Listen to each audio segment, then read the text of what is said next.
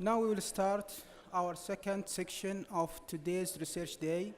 In this section, we'll have Dr. Awsi Shamsan, Dr. Morika Atebe, and Dr. Ahmed Al-Bassam. Our first presenter is Dr. Awsi Shamsan.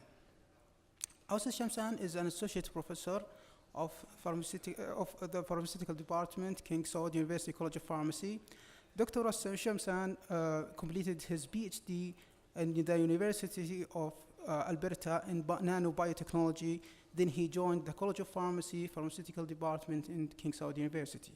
Currently, Dr. Shamsan is the Dean of King Abdullah Institute of Nanotechnology.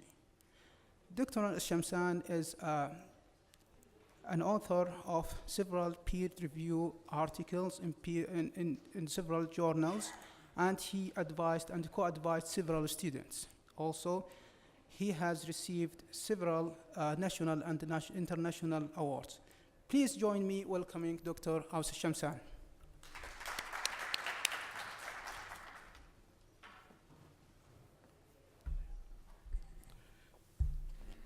Assalamu alaikum. Thank you, Dr. Yasser.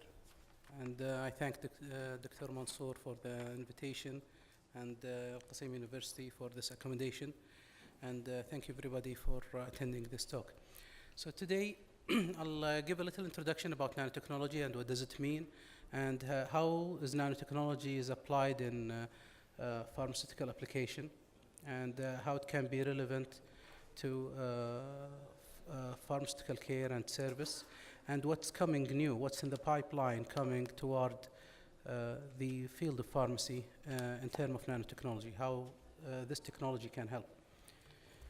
So when I say the term nanotechnology, probably most of the audience here in this room has heard about nanotechnology, and probably the first impression would be that nanotechnology is small gadgets or small bugs or little surgeons or little doctors that would go inside the body and try to treat the patient from within. So if you see in this depiction, here is a traditional surgery room, and next to it is a red blood corpuscle where little gadgets playing with it. More or less, this impression, although this is a cartoon, it's not very far from reality. So this is a realistic picture showing a nucleus. What you see in blue color is a nucleus, a cell nucleus. And what you see in green color are nanoparticles going inside the cytoplasm and trying to inhibit a certain protein that's responsible for the disease. So more or less, we are within that image.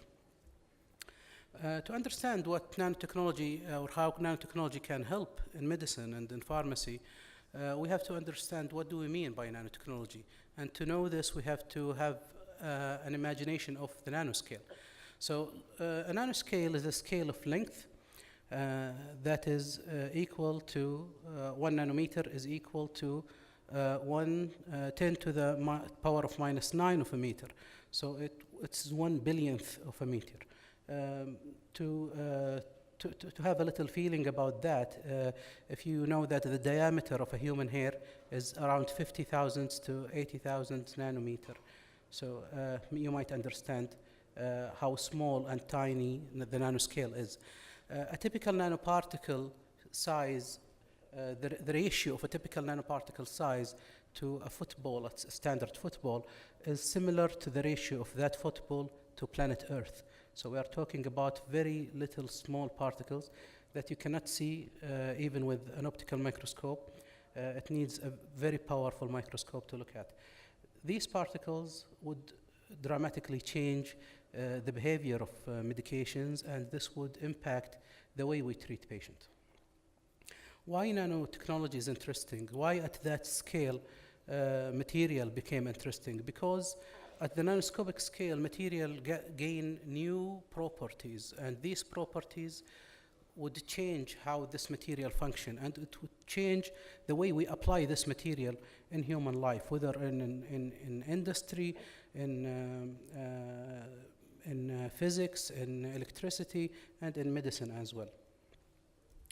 So nanomedicine is a field where we apply nanotechnology in different aspects of medicine.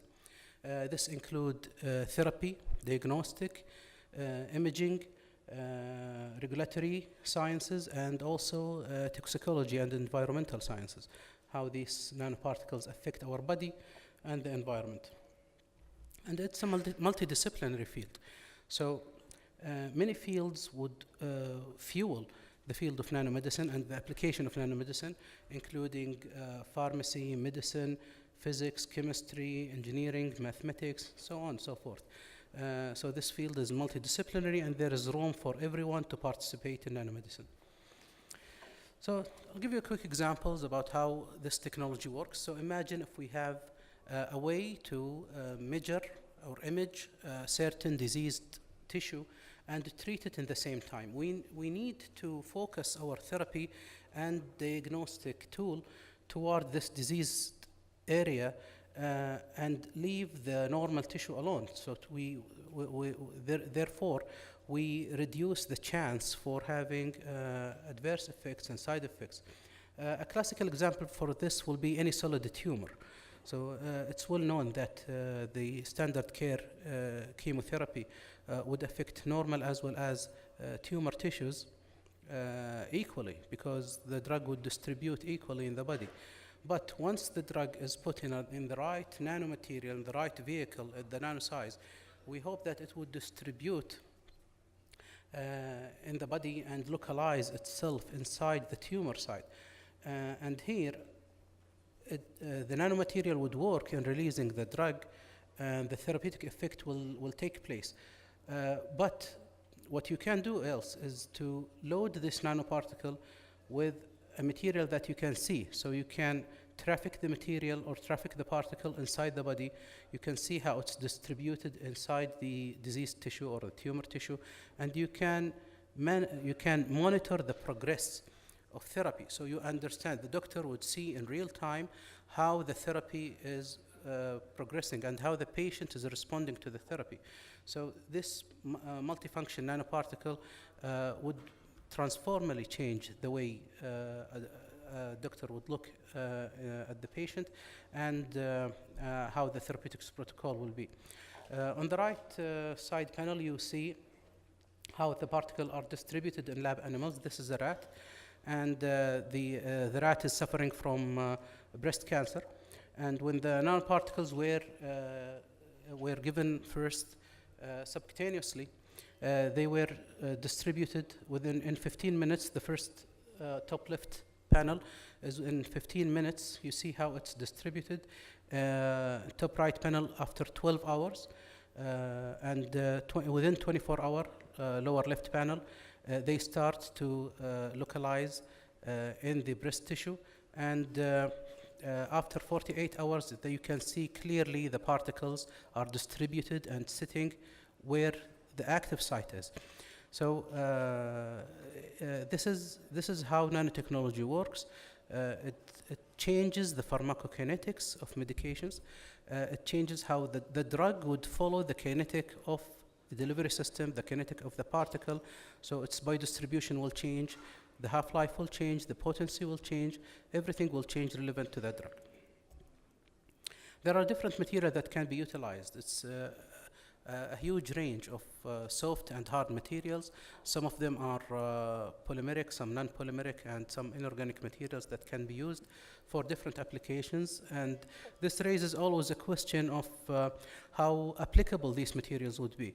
So part of the applicability would come from a chemistry aspect, where how can we modify this material to be good vehicles or delivery systems to our drug of interest. And another applicability issue would be how safe these materials and how biocompatible they would be. So these two main issues are very critical when we design and select nanomaterial for therapy. So the traditional way of drug distribution would be the well-known single compartment model. Drug is distributed in the body, and then it will distribute equally in the tissue. But with nanomaterial, there can be preferential distribution, and this is part of the so-called one of the ways to have this is following the effect, the so-called effect, enhanced permeability and retention. So with enhanced permeability and retention, the particles would preferentially distribute in the tissue that is intended to be treated. Why is that happening? Because we control the size and the shape and type of material. As you all know, that blood vessels are covered with endothelium layer, and these cells are epithelial cells that are separated by tight junctions, and these tight junctions cannot allow anything except small molecules and water to pass through. Therefore, any material in a range of 100 nanometer cannot pass through tight junctions in the blood vessels, and these blood vessels are everywhere in our body in healthy organisms. In diseased organs, like inflamed organs or cancer tissues, the tight junction is lost, and there is big gaps between the endothelial cells. These gaps are large enough to pass nanoparticles that are loaded with the intended drug. Therefore, if you inject the patient with a chemotherapeutic agent loaded in this nanoparticle, these particles will circulate in the body and keep circulating and will not go through the regular endothelial to the healthy tissues, and patient will not have a side effect. They will preferentially distribute in tumor tissue, will localize there, and this is the enhanced permeability part of the equation. And the retention part is because the conductivity within the tissue is, the diseased tissue is lost because there is no good lymphatic drainage in the cancer tissue. Particles will stay, and the drug will take its time to be released and does its effect.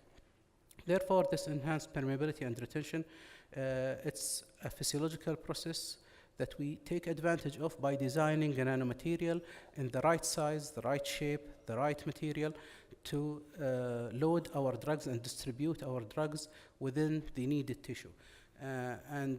Imagine that when you can focus all of your drug to go, just like a FedEx parcel, it can go to the right address and sit there. It means that you don't have to treat the patient with the same dose that you are using when the drug is equally distributed in every tissue in the body, because you are counting on that dose to have a fraction of it distributed in the site of action. In this case, no, most of your drug will be distributed in the site of action, and you don't need to expose the patient to a higher dose of that medication. And another example of enhanced permeability and retention is with brain injury. Like brain have even a blood-brain barrier, which is a tighter junction than the regular endothelium.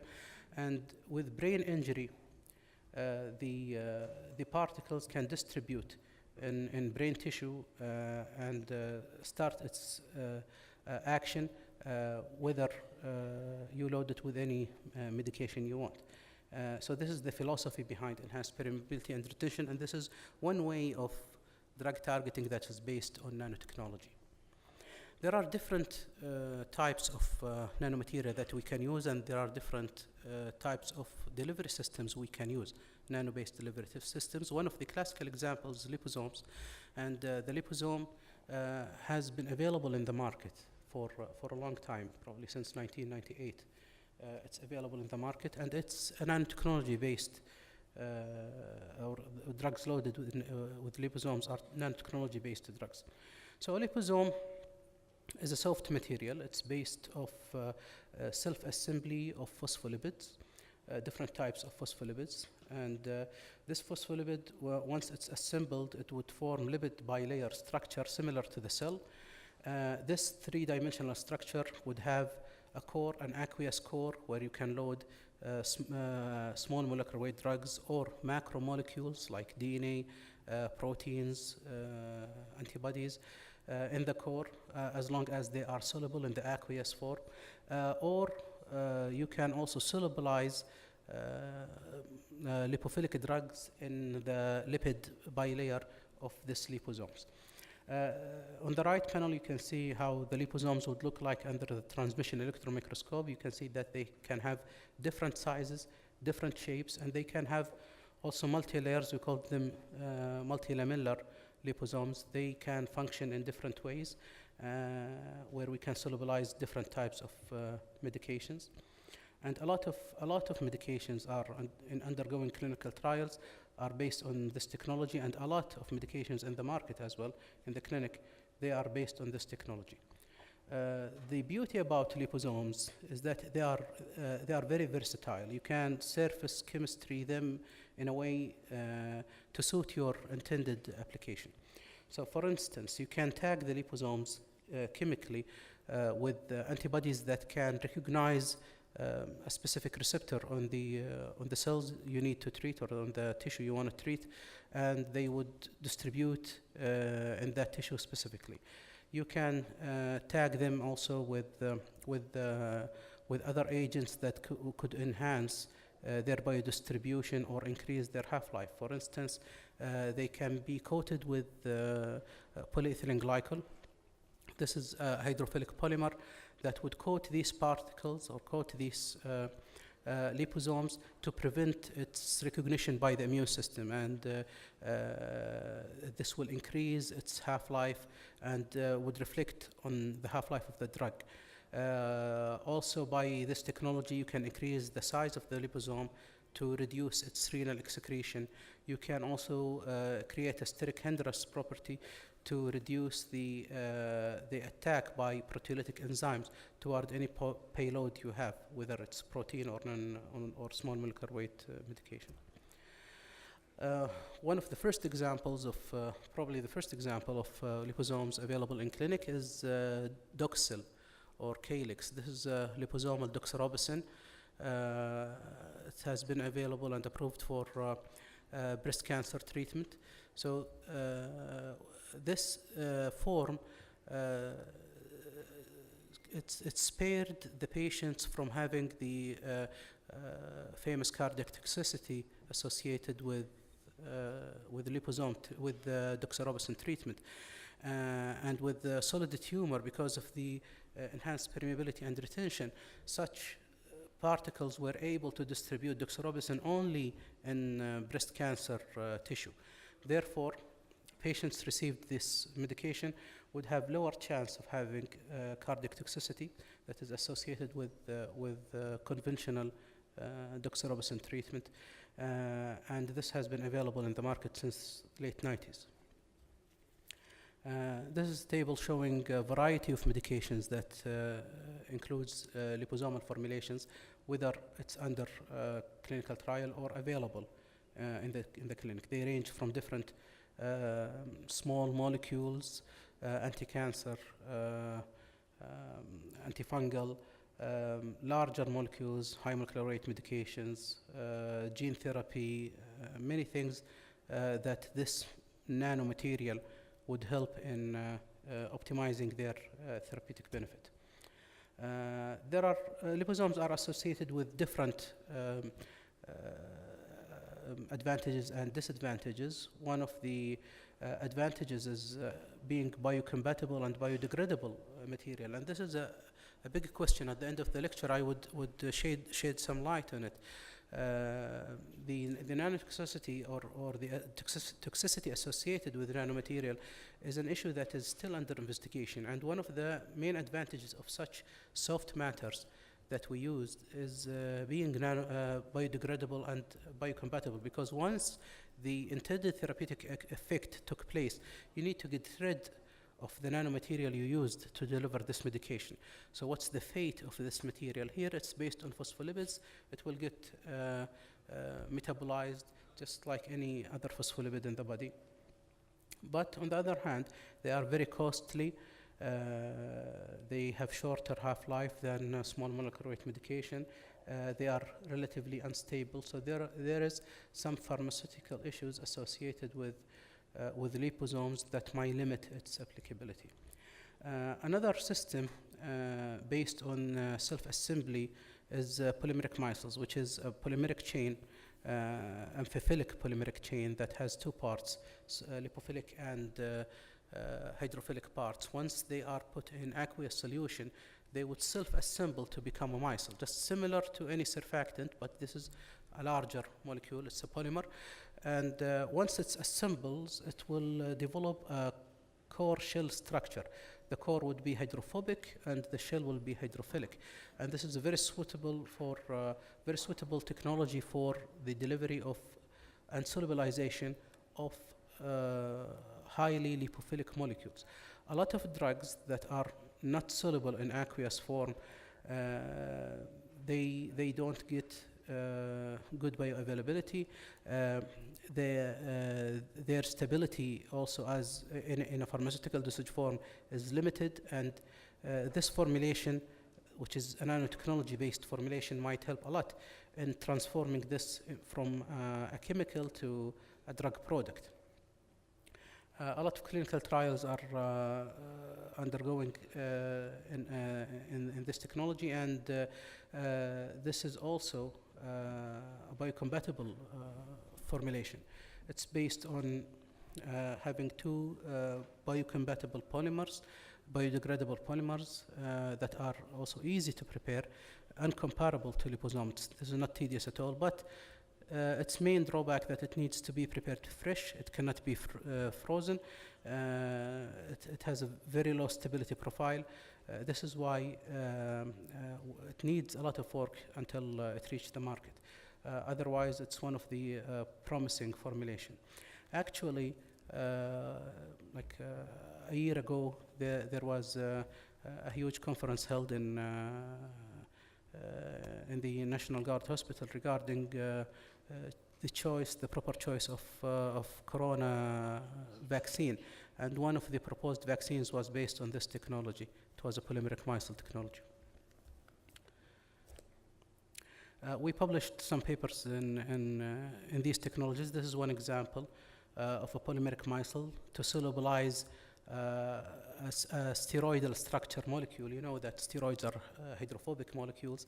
This is a natural anti-cancer called cucurbitacin B and cucurbitacin I.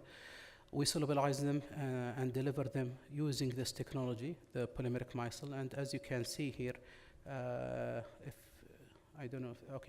you can see this curve, this is the tumor growth in lab animals of the controls, and here is the tumor growth after treatment with our micelle. So there is a huge reduction in tumor volume compared to the untreated group. So this is just a proof of concept to show how powerful nanotechnology is when it's applied in the field. Polymeric nanoparticle also is another choice. It's based on fabrication of nanoparticles, more rigid structure, still polymeric, more rigid structure than liposomes and polymeric micelles, and it can have it is based on utilization of polymers that a lot of them is approved by FDA for human use. A lot of them are available in the market in different dosage forms, like this one, polylactic glycolic acid. This it's biodegradable, biocompatible. Once it's metabolized, it will become lactic acids, and eventually will get into Krebs cycle and become acetic acid. So these polymers would give us choices to design nanoparticles. This can be fabricated in the lab. It's a very stable nanoparticle. It can be freeze-dried, can be prepared in lyophilized form, can be reconstitutable, and the beauty about it that it can co-deliver different molecules, whether small molecules or large molecules, in the same time. It can deliver hydrophilic molecules almost with no limitation. So this is a very accommodating system that can be utilized for multiple applications. Here I would show one application is the use of these particles in cancer vaccine development, and we call them pathogen mimicking nanoparticles. The reason for that is it's intended to mimic a pathogen. It's designed to be in the size of a pathogen within 300 nanometer size of a bacteria, 300 to 500 nanometer, and it is intended to be picked up by phagocytic cells. So you see here, this is a picture of a neutrophil eating up Staphylococcus aureus. So this is Staphylococcus aureus, and this is a neutrophil cell. This is a phagocytic cell, and it is eating up Staphylococcus aureus by phagocytosis. And here you can see this is our nanoparticle. It's in the same size of a Staphylococcus aureus, and this is dendritic cell, another phagocytic cell, and it's eating up our nanoparticles, assuming it's a bacteria, but this particle is loaded with cancer vaccine and with adjuvants. We published some papers also in this regard, and we show experimentally that this approach works in vaccinating lab animals. So these here you see the tumor growth of unvaccinated animals, and here is the tumor growth of vaccinated animal. You can see that cancer vaccine was able to reduce or restrict the growth of tumor in lab animals, and also to get a higher T cell, antigen-specific T cell response in the vaccinated group, in the immunized group. A lot of paper, and if anyone would contact me, I would supply him with a lot of paper in this regard. And also, I published 2 book chapters concerning cancer nanotechnology. This I would highly recommend students, graduate student and undergraduate student, to read this chapter. This is a protocol chapter. It would tell you exactly what to do in the lab, stepwise, how to conduct an experiment to apply nanotechnology for cancer vaccine. The last aspect is nanotoxicology, and how this concept would affect our body. The reason behind our concern is that nanomaterial, as I said in the beginning, would gain different properties than when it's in the bulk form. It would gain different physical, chemical, electrical properties, as well as its ability to move inside the body. And this is a very important issue when we are dealing to toxicology, because it's all about how we get exposed to material. Once the material is inside the body, it would be covered with a lot of proteins in the bloodstream. We call it protein corona, and how these proteins get interacted once they are this close to each other. This is something to be needed to be studied. Also, the ability of these materials to accumulate inside the cell might create different osmotic pressure compartments, where some compartments, like the endosome, once it gets these materials in larger quantities, the osmotic pressure might increase and lead to endolysosomal rupture. This is not intended to happen, and once it happens, the cell will undergo apoptotic pathways and leads to cell death. So this is part of the toxicity effect. It's called proton sponge effect. I don't want to go into details, but this is one of the toxicity aspects of nanomaterial. Another toxicity aspect is when a nanomaterial is rigid enough not to be digested by immune cells.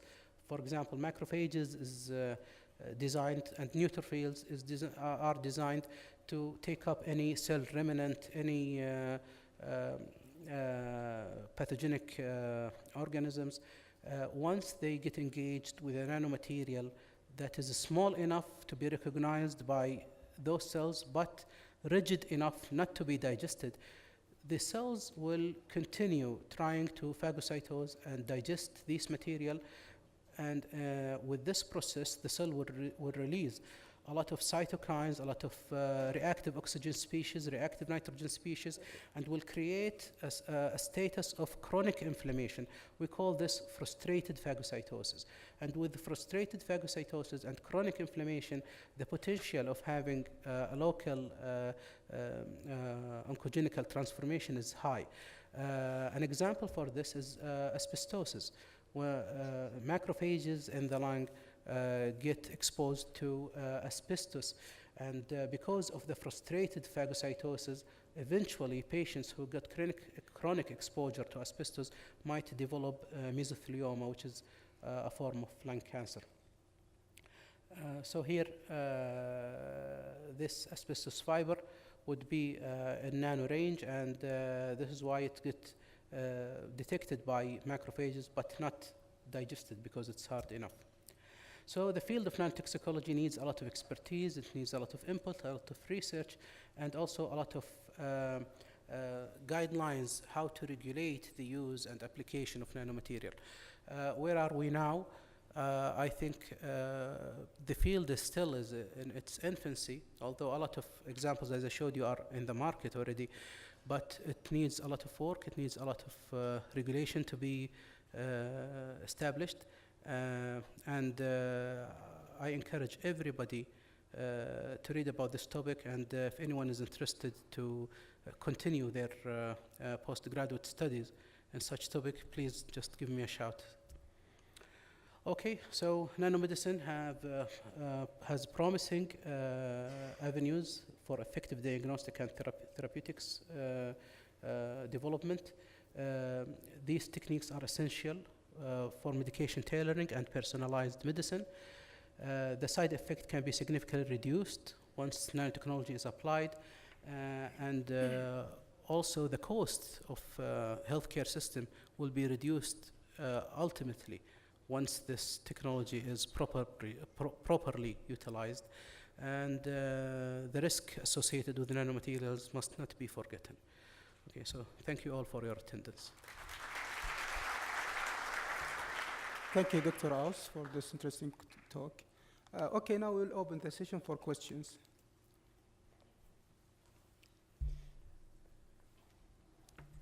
Any question?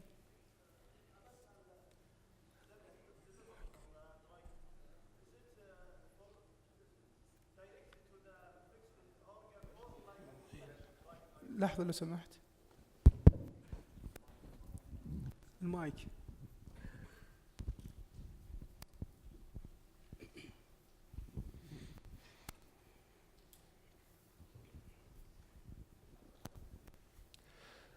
Assalamu alaikum. I want to ask about the method for delivering the drug. Is it like any drug IV or intramuscular, or it's directly to the infected organ?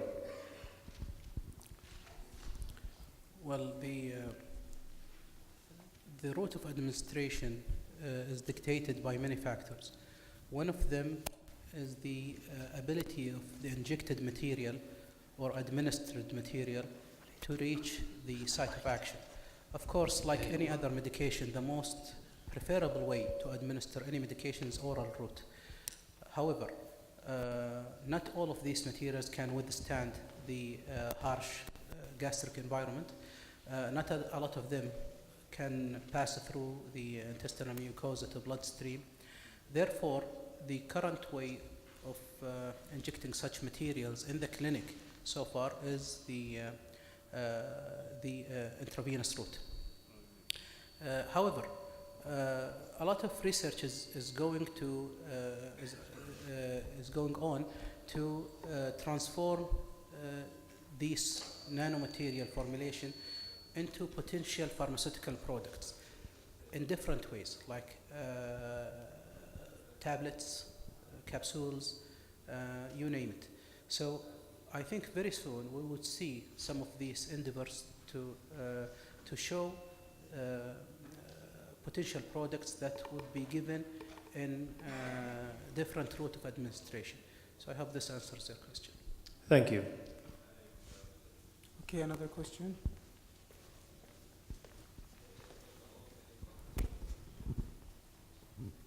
Thank you so much, Dr. Aus, for the interesting presentation. Excuse my ignorance about the nanotechnology, but I'm interested in biologics and monoclonal antibodies, and I'd like to ask you about, are there any, because you mentioned that using nanotechnology might actually reduce the risk of side effects of the medication, right? Am I right? Yes. Okay, so regarding the monoclonal antibodies, are all of them using nanotechnology in their manufacturing, or some of them are not and some of them are using? And are there any differences in the outcome of the treatment when we use nanotechnology in the biologics regarding not using them? So, well, so far the commercial monoclonal antibodies, all of them are not using nanotechnology in their administration. because there's no need for that so far, as antibodies, they have inherently they have an element of specificity. So they are supposedly recognize their target and go and engage with their targeted receptor or antigen. However, there are other applications where nanotechnology is utilized to immobilize monoclonal antibodies. For example, in diagnostics and in imaging and lab tests. These are many of them, like ELISA, dipstick assays, are monoclonal antibody-based techniques. Nanotechnology can immobilize antibodies to increase the so-called avidity, which is the collective binding capacity of the antibody. So instead of having one antibody to bind one antigen, you can amplify this by immobilizing different antibodies of the same clone on one nanoparticle, and you will increase the number of binding sites. Therefore, you can increase the avidity and increase the sensitivity of the diagnostic test. Similar method can be applied, and it's in research, applied for antibody conjugated medications.